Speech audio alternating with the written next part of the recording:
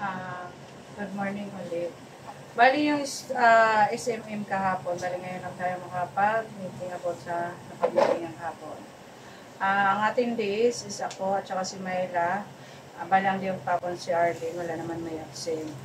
Store delivery schedule natin, every kailan Arlene? Every kailan yung, ha? Wednesday via Philippine Rabbit. Warehouse request inventory, yung raglan report na navy blue at saka maroon at saka CBC premium na moss green. Bali na gawa naman natin to na inventory na natin. Ang pinapa-inventory kasi nung maroon, extra small to triple XL, which is wala tayo. Yung raglan report navy blue, extra small to triple XL, which is wala tayo. Yung moss green ang mayroon lang tayo is yung medium tatlo. Walang naka-schedule na item for allocation. Slow moving item wala din na pag-usapan kahapon. Sa website, ang new page doon is yung sa table tennis. Saan ito makikita, Mayla? Sa website. Website ng sa ROM, si reply, yung leader Vsauce hardcover planner, bali pinakita dito yung comparison nila.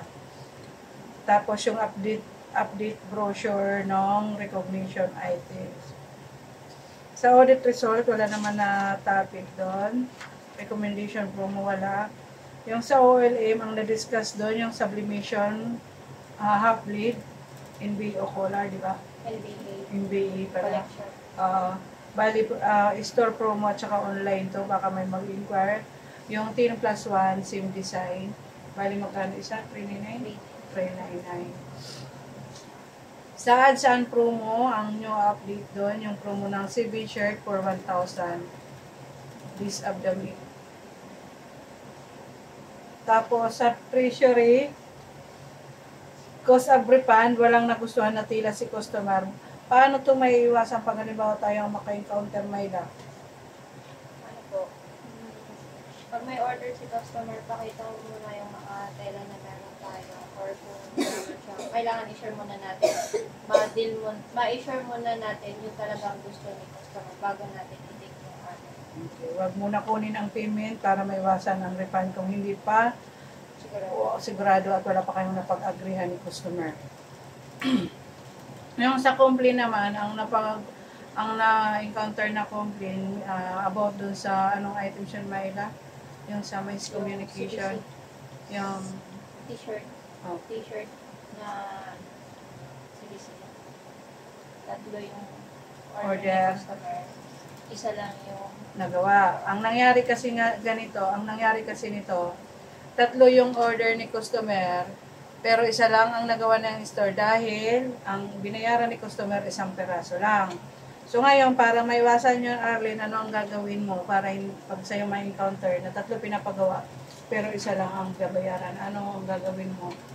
Ano natin yung customer na bayaran lahat para kasi sabi na nga, dahil mo production, sabi namin pag-bayaran.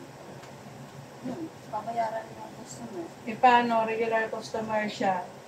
Regular customer nyo na siya, anong solusyon nyo? Kasi may possibility na i-stop yung hindi bumili. Anong dapat gawin? Yung binayaran. Hindi yun. Kasi may usapan na due date is pick up nila Sabado, which is mali yun na 3 peraso, 3 days pa bago makuha. Ang maganda doon, pwede naman gawin, pero i-indicate, magkaroon kayo ng wag lang verbal, message nyo, ma'am, sige, gagawin natin since regular customer naman kayo, pero ganito pang balance nyo. Ito, ang gagawin namin. Basta, kung halimbawa, kung kaya nyo naman i-convince si customer na bayaran nyo po mas maganda. Pero kung si customer, ay hindi, isa lang munang babayaran. Sige ma'am, sure ka, isa lang munang babayaran, pero gagawin ng 3. Sure na po ba ma'am na yung 2 hindi ka-cancel yun? Ganon. Para maiwasan yung communication. Yung isang complaint na encounter may yung price ng polo na binili ni customer. Ang binayaran niya 200. Pero nung tinignan niya dun sa tab, 180 na. Kaya na-complaint siya na overpriced. Paano yung solusyon dyan? Para maiwasan yung ganon. Ipaliwanag ng maayos kay customer yung price. para yun, hindi magka-misconnect yung pricing. Kasi ang Kaya nangyari, tingin muna sa master price list bago po sabihin sa customer para hindi mag-expect ng gano'n. ang nangyari kasi noon, 1.8, tama naman, XL, tama naman, nag-quotation kasi, tama, XL, 200. So ngayon, binayaran ni customer 200. Kaso no, nakita yung pulong nakalagay lang sa code, 180. Diba na ano din natin yun? Oo. Hindi po, ano yung tawag? So ngayon, nag-complain ngayon si customer bakit 200 parang nangyari overprice. So ngayon, ang maganda doon, bago nyo abot kay customer, double check nyo muna yung price kung tugma ba kayo doon. Then pwede naman i-remove na lang muna yung price doon. Then kaya kung nakita naman na ni customer, explain nyo na lang. Tapos pangit yun, ang mali lang ng store kasi nagsabi sila na i-refund ang 20 pag sa next order. Paano magre-refund paano mag-order si customer? Paano Kung di siya bumili? Ang dapat nun, ang solusyon doon, balik na lang yung 20. Kung halimbawa hindi mapaliwanagan si customer, hindi niya tanggapin yung paliwanag natin na may error lang. Sabi pa nga ni Sir, hindi naman tayo scammer. Balik na lang kaagad yung over na pera. Tapos mag-remarks na lang siyempre sa report para maiwasan yung ng audit. Sa MIS, ang na-topic doon, yung visual cut calendar. Bali doon na makikita yung option. Halimbawa, kung ikaw naka-assign ka sa, naka-assign ka sa white track, i-check mo lang doon sa visual cut calendar, mag-type ka lang doon, i-search mo lang doon yung white track. Lalabas na doon yung iba-ibang option.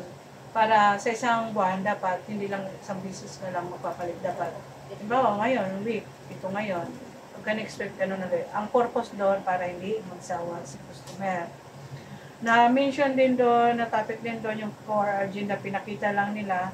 Doon na makikita yung mga kulang ng Starlight, kung sino pa ang walang uniform, walang ID, tapos kulang ng tao.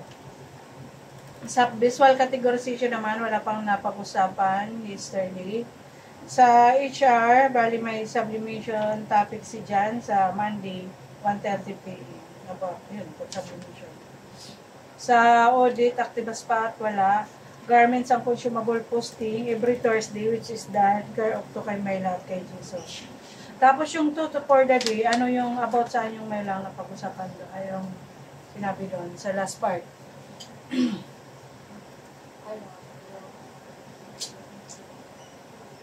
Yung i-praise mo yung sinasabi ni customer para ma-feel na naniniwala ka rin sa sinasabi. Hindi. Ang ano doon kasi,